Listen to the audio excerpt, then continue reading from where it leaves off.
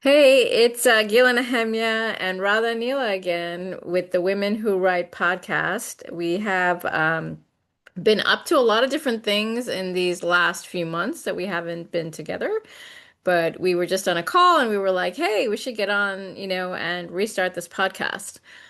So glad to hear your voice, Radha, and glad to have you back. So good to circle back into the sacred space with you. We were touching on some really deep subjects, and I think we should discuss them here. Yeah, totally. I completely agree. I think this is a great forum. And some of the things that we were talking about, and definitely chime in rather whenever you want, is some of the challenges women have with other women. Yeah, like female misogyny, which is really not talked about much in this world because I think it's kind of become like ingrained in the system and but has been part of it for so long, kind of like on the back burner, but still on. You know what I mean? Um, Hmm. Women have had to work through a lot of things in a lifetime with, being feminine, being a female. Um, and part of that is misogyny, misogyny from day one. Um, just the society is set up that way. It's not because, it's just simply set up. And I think from all of these things that have been dropping, aka the files, we can see how big of an issue this stuff is. It's beyond what we could have ever imagined in our wildest dreams. But I think female misogyny, it affects women in so many ways. I mean, there have been so many movies made about it, right? Like Mean Hmm. Girls, Mm. all of these movies, Right, and it's true. and in a way, we've just kind of like accepted, yeah, that's part of it. Women they struggle sometimes with the masculine not being in integrity, but then what about sisterhood? What about the places that we think are safe, that we hope are safe, that we assumed maybe are safe? And the I feel like it's a program. Like female misogyny was like a program, and I feel like some women literally integrated that program into their system and it's just a way of life, but it's not like you wouldn't know because the way they go about it is with smiles in your face and Mm. acting Hmm. like, oh yeah, hey, what have you been up to? And just kind of in your face, but then behind the back like being very malicious. And so we were talking about how this rolls over into art, into writing, into the sacred poetry that we do. Yeah, and how it affects our, how it affects our creativity because sometimes we can feel stifled, but we could also utilize it as a way to open up that sacred power, Yes. to be able to say, this, like we were talking about, we are each autonomous sovereign beings, and we Hmm. can say no, we can say this is who I am, however, how, one of the things that I was saying to Radha when we were talking was like, how do we deal with this? And we, part of what we were saying was through art, by enabling ourselves to tap into that creative power and to really kind of become powerful, you know, because it Hmm. doesn't matter if it's a male or female or whatever being it is, we have a right to be who we are, who we are. Yeah. Exactly. And I think it's the feeling of female misogyny, it's extremely oppressive. If I mean it feels like you can't be who you are, or like I'm going to change the narrative of who you are. I'm going to spread rumors behind your back while I smile in your face. And it's like part of being an artist and part of being a poet and a writer is like other people don't get to they can do whatever they want behind the scenes, but they don't get to have control over who we truly are because who we are is our core. It's the core of our being. And I feel that, when we were doing our poetry Kamamrita program, it was such a beautiful place for women and some men to come and like find a safe place where like nobody is analyzing and judging each other. Like we are here for the soul of our own expression, right? Our soul's own expression, and we all come from that place, and that's why that group and that program and that experience was so powerful. It was just like a safe haven to come and to fully express yourself. And I think the world is needing more safe places like this. Yeah, totally. I think that the poetry was a space, for me as well, of a space where I can just be, I was in the middle of a war and we were having these sessions, and everything else just melted away. Like I was able just to connect with everyone's heart and be seen and heard. And I think it's so important right now because all of us, no matter where we are in the world, we're faced with all sorts of challenges on every level. That it's like it's necessary to connect to that for our nervous system to stabilize, and also to connect in a space where we can truly be seen and heard. Absolutely. Yeah. I said that. I said whenever we did our came back, every other week into this sacred space, it was like a little cocoon of creativity and exploration and being, and I feel participants said that they felt, held and seen and heard, and most importantly, it's like the truest part of their being could be expressed in the safe little space. And it was so much fun and so beautiful. And I remember there were times where we would be like a little exhausted, but we're like, okay. And then we do the class, and then we were like, oh, we feel so inspired. Like, oh, I'm alive again. Yes. Like it's like a switch turns on. And I think part of that is because in our everyday lives with all the stuff going on, it's easy to shut down. And especially with a lot of the sensitive topics coming up, they're very Mhm. triggering. And it's just like how do you defend yourself energetically in your everyday life? And of course, we know like there are many ways to do that, but like to have a space where you can really, really, really unleash from the deepest part of your heart and your soul, and not be judged and not be analyzed and not be like have competitive um energy coming at you or misogyny. It's like I think that's what created so much energy around it. When we did it, it's like, wow, I feel on fire again, and I can feel so creative. And I think creativity is such an important part of our lives because you don't have to be like a big showman to be a creative person. Like sometimes, like some people, most people in our group, like they just wanted to do that for their own heart and soul, to express themselves, to feel themselves, to hear their own voice of their soul, and not necessarily because they wanted to make a big splash about it. And it's kind of like therapy, but with creativity, creative therapy. And I don't know, but we saw so many shifts, and I heard so many good things after we did that. And I'm excited because Gila and I have been talking about jumpstarting another place where we could land, a safe and sacred place for our poetry.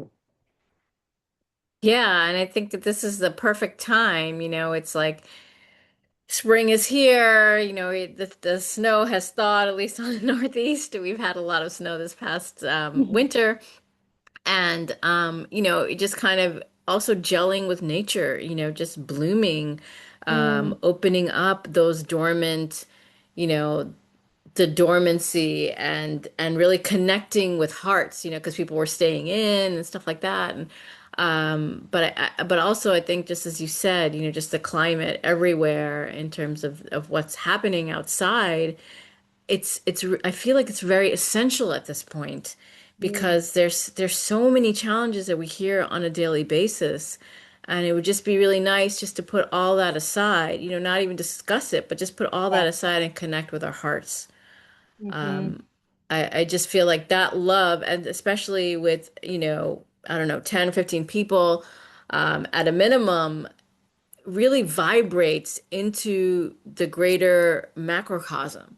We don't Mm. realize how much it does, but it really does. So I feel Yes. like it's vital that we do this. I know, and it's so interesting because before Gila and I spoke, like we both had this spark and feeling of restarting something, and in this realm, and we were like, yes, yes.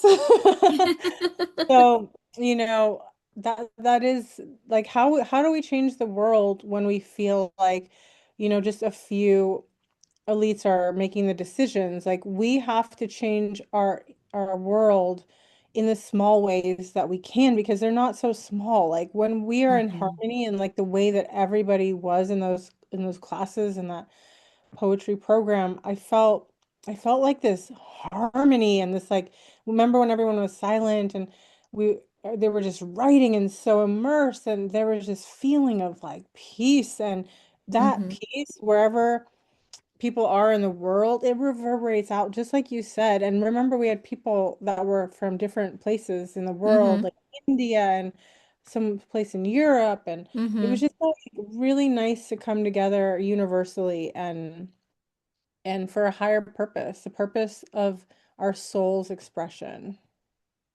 Yes, so beautifully said. I feel like, we are all connected into this higher consciousness, and that poetry class helped to help to make that reality. We're able to see each other's hearts, and I feel like we have so many masks on a daily basis just to kind of survive, honestly. Mhm. But when we can take that off, and as we said earlier, just be our authentic selves in a sacred space, it really shifts us in ways we're not able to even articulate until we are able to process that would take some time. So I feel like as we do this, and even the longer that we continue to do it, um, we're opening up the spaces not only within ourselves but outside of ourselves. Mhm. But it first starts within. Absolutely. That's so true with creating safe spaces. And I feel that, um, people do a lot of crazy stuff when they're feeling pretty discontent. They come out of character, and it's like we have to find our center no matter what's going on, because the influences of the outside world and all of the loudness, and it's almost oppressive.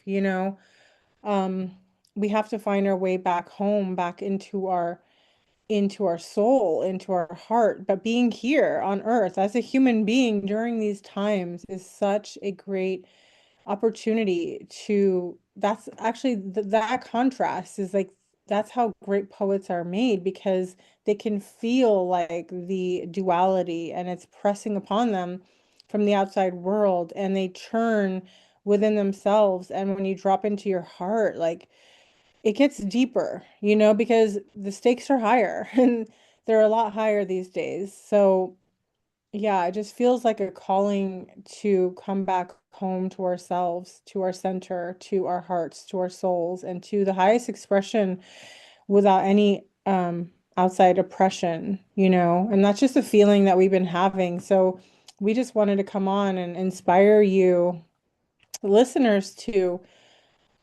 don't wait for permission. Go ahead and pick up a pen and start writing now. But also, we're percolating something, and we're going to probably share that soon, but we want you to start now.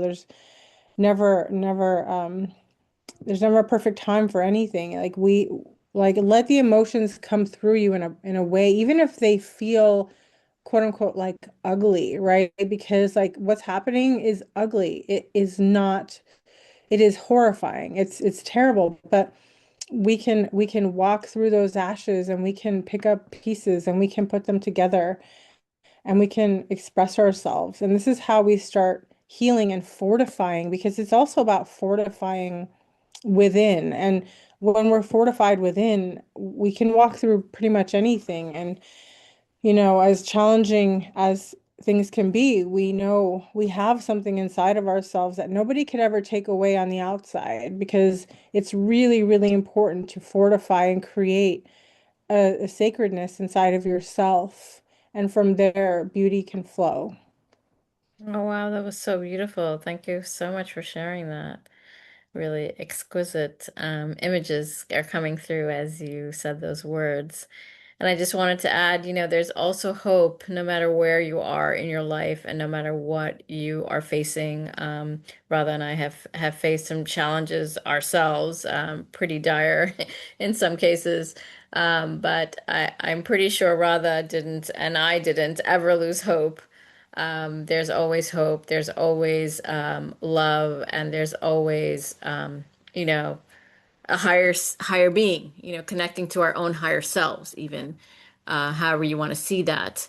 And I feel like when we allow ourselves to release what's going on in our in our circular minds, things that thoughts that go on and on, we see the silver lining. We allow the silver lining to flow through us, and then it becomes apparent. And Mhm. that's what writing has always done for me. So that's why I always go to it, even in my everyday life. And sometimes it feels dire, right? But when I just write it down and I rest and I'm in the present moment, somehow it dissipates Mm, because, it's not meant to stay there. mm, yeah, it's moving energy, and we're moving Hmm. energy through writing. Hmm. Beautiful. Well, thanks so much for just hopping on for this convo, Gila. And we hope that this could just at least bring a little spark of inspiration to you, that just because the whole world and the matrix as we know it seems to be falling doesn't mean we should collapse from within. This is a time to fortify yourself. So whether you get a great poetry book and start reading it, or get out your pen and start writing, let yourself flow. Like, don't feel, there, if there is an energy of oppression, please, by all means, like, be a rebel and write. Yes, yes, and we can put an email in there if you'd like to write to us. Feel free. We would love to hear your thoughts or put it in the comments, and we'll come back soon to share with you our new offering. We just wanted to come on and say that we're here and we're coming back together, and we would love to connect with you. Yep. Until next time, we're sending you so much love, and stay creative. Bye for now. Yes. Bye bye.